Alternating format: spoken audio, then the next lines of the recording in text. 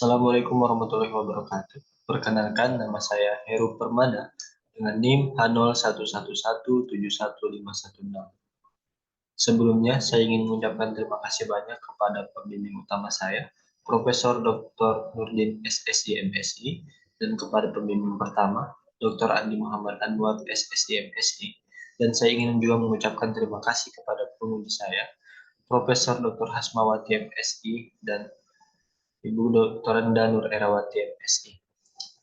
Pada kesempatan kali ini saya akan memaparkan hasil dari penelitian saya yang berjudul dimensi metrik pada graf dodekahedral yang dimodifikasi. Baik. Pada kesempatan kali ini saya akan membawa 4 pokok pembahasan. Yang pertama, rumusan masalah, yang kedua, batasan masalah, yang ketiga, hasil dan pembahasan, dan yang keempat, kesimpulan dan saran. Baik, memasuki bahasan yang pertama, rumusan masalah. Di sini peneliti ingin mengetahui bagaimana menentukan dimensi metrik pada graf dodekahedral yang dimodifikasi. Dan yang kedua, peneliti membatasi masalah di mana dimensi metrik pada graf dodekahedral yang dimodifikasi dengan notasi GDN, di mana N-nya lebih besar atau sama dengan 6K dan K elemen bilangan asli. Memasuki hasil dan pembahasan.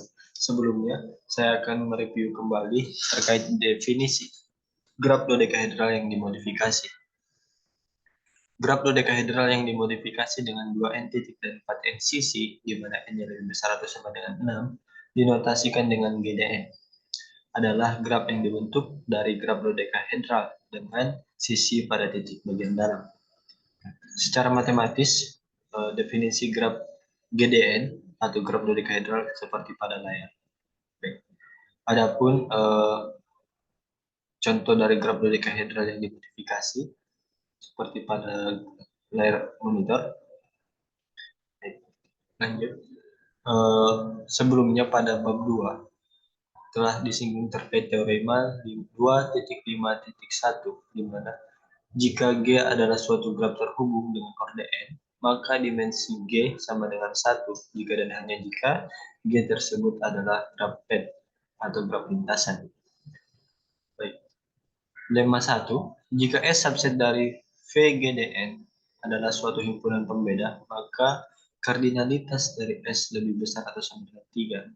Sebagai bukti, andaikan S adalah himpunan pembeda dengan kardinalitas lebih kecil atau sama dengan 2, maka akan terdapat minimal 2 titik dengan representasi yang sama.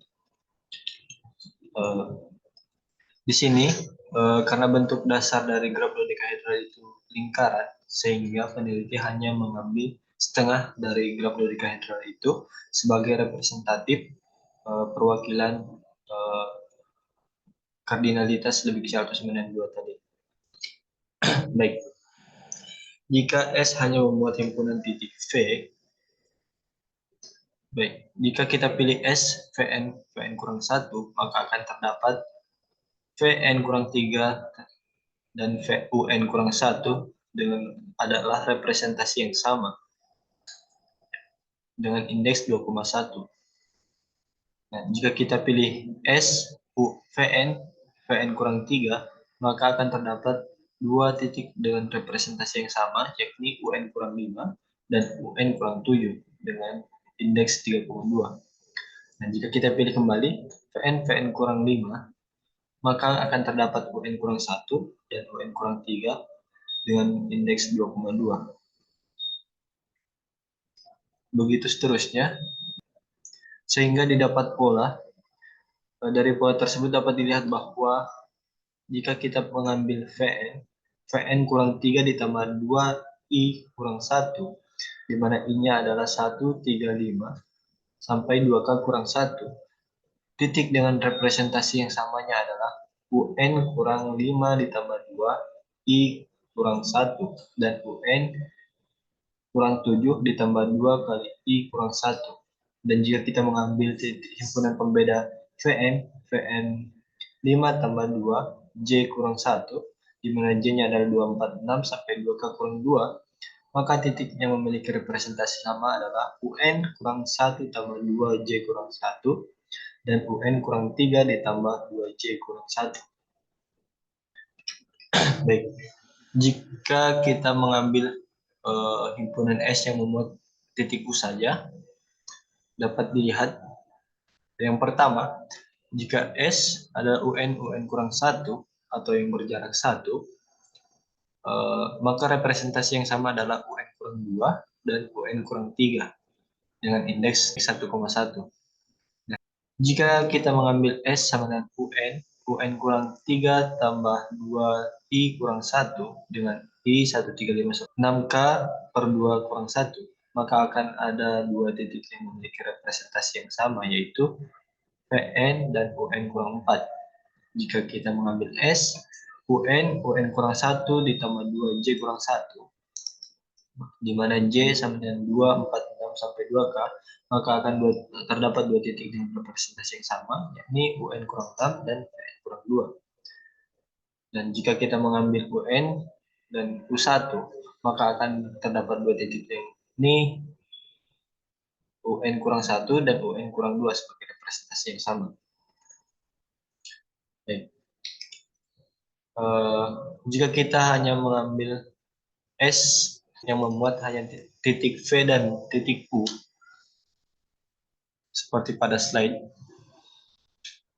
dengan cara yang sama, maka terdapat pola dan dapat dilihat jika kita mengambil UN, VN kurang 5 tambah 2I kurang 1, di mana I-nya 135 sampai 2 kurang 1, titik yang memiliki representasi sama adalah UN kurang 1 tambah 2I kurang 1 dan UN kurang 3 tambah 2I kurang 1. Dan jika kita mengambil himpunan pembeda S, UN VN kurang 5 tambah 2 J kurang 1, J 246 sampai 2 kurang 2, maka titik yang memiliki representasi sama adalah UN kurang 7 tambah 2 J kurang 1 dan VN kurang 9 tambah 2 J kurang 1. Baik. Karena terdapat dua titik berbeda yang bukan merupakan unsur dari S memiliki representasi yang sama, maka terdapat kontradiksi. Sehingga kardinalitas dari S haruslah lebih besar atau sama dengan 3. Baik. Lemma 2, jika SI, SJ elemen dari S subset dari V, GDN, dan I tidak sama dengan J, maka representasi SI terhadap S tidak sama dengan representasi SJ terhadap S. Bukti, misalkan S sama dengan 1, 2, 3, sampai Sn, dan SI, SJ elemen S, sehingga representasi SI dan SJ terhadap S adalah representasi SI terhadap S 0 jika jarak SI terhadap SI dan bukan 0 untuk jarak SI, SJ. Yang kedua, representasi SJ terhadap S akan bernilai 0 jika jaraknya dari SJ terhadap SJ dan bukan 0 jarak dari SJ terhadap SI. Sehingga terbukti representasi SI terhadap S tidak sama dengan representasi SJ terhadap S. Untuk I tidak sama dengan J. Proposisi 4.1.1, misalkan graf GDN untuk N sama dengan 6K, di mana K-nya sama dengan 1, maka dimensi dari GD6 sama dengan 3. Sebagai bukti, berdasarkan lemma 1, setiap S subset dari VGDN dengan kardinalitas 2, maka S bukan merupakan himpunan pembeda bagi graf GD6, sehingga diperoleh dimensi dari GD6 lebih besar atau sama dengan 3. Selanjutnya akan ditunjukkan bahwa batas atas terbaik untuk graf GD6 adalah dimensi GD6 lebih kecil atau sama dengan 3.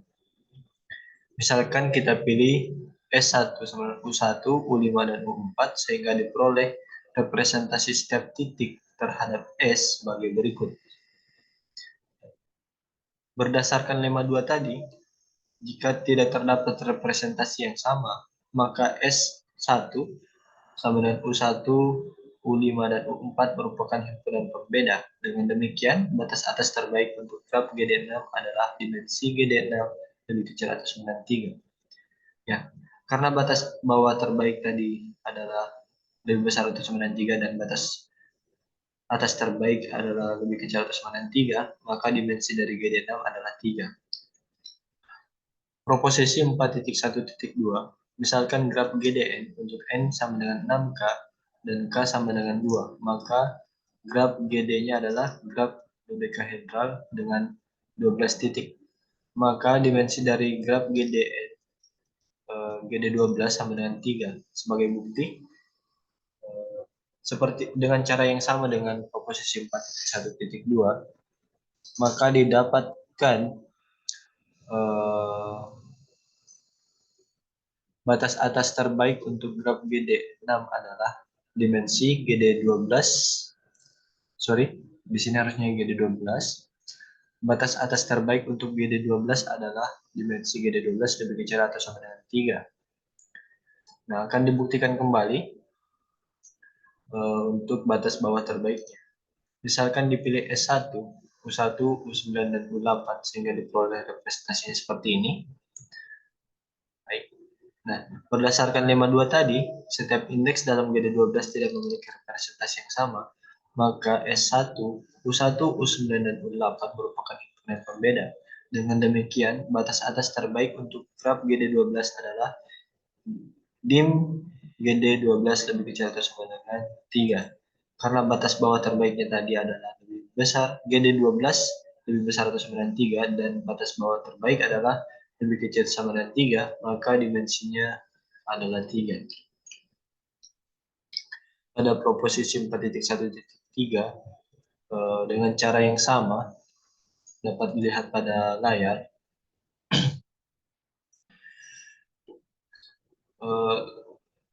untuk proposisi 4.1.3 ini, dimensi dari GD18, karena karena batas bawah terbaik GD18 lebih besar atau sama dengan 3 dan batas atas terbaik dimensi dari GD18 adalah lebih kecil atau sama dengan 3, maka dimensi dari GD18 sama dengan 3. Proposisi 4.1.4, misalkan graf GDN untuk N sama dengan 6K dan K sama dengan 4, maka dimensi dari GD12 24 sama dengan 3. Dengan proses yang sama,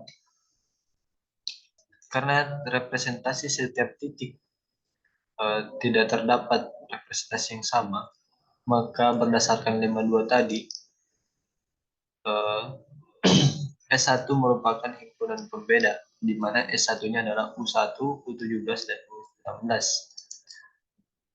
Dengan demikian, batas atas terbaik untuk graf GD24 adalah lebih kecil atau sama dengan 3.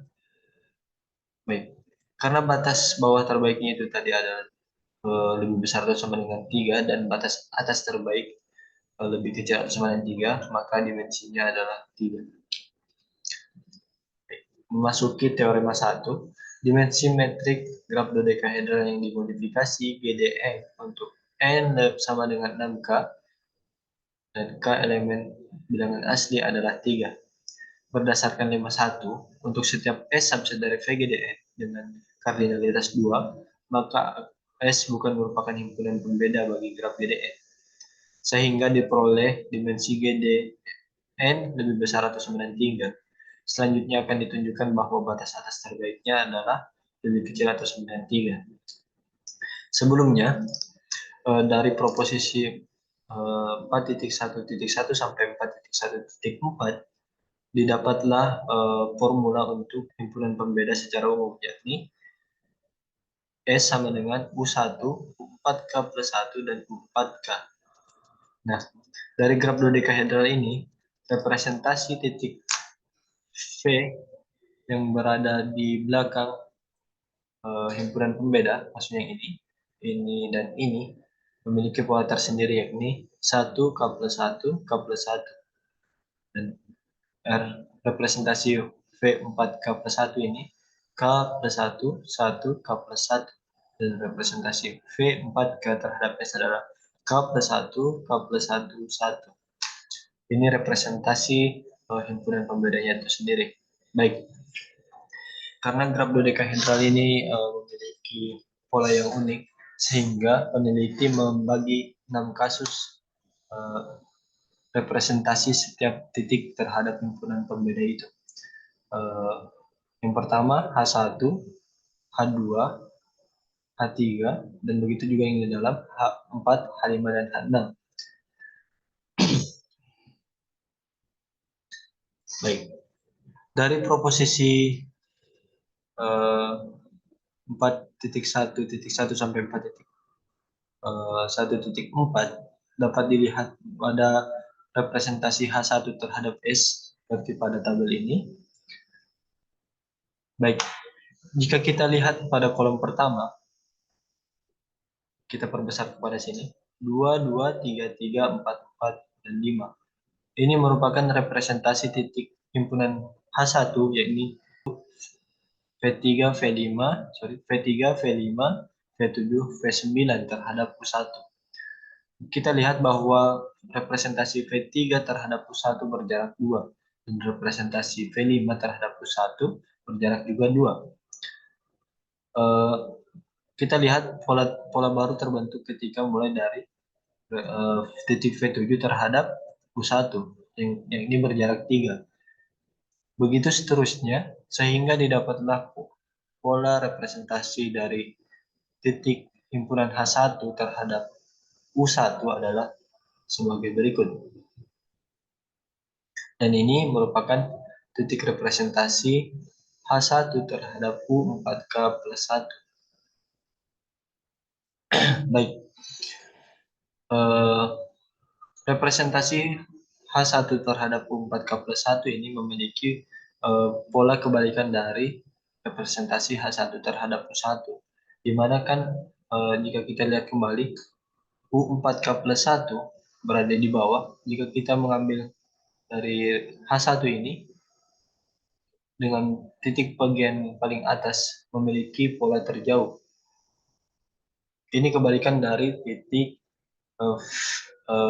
representasi H1 terhadap U1. Begitu seterusnya sampai titik paling dekat kepada U4K plus 1.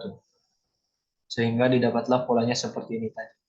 Nah, untuk kolom ketiga, bentuknya dapat kita lihat representasi H1 terhadap U4K, dia akan dari dekat, terus semakin ke sini, dia akan menjauh sampai titik puncak di tengah-tengahnya, dan akan kembali melalui jalur yang bawahnya.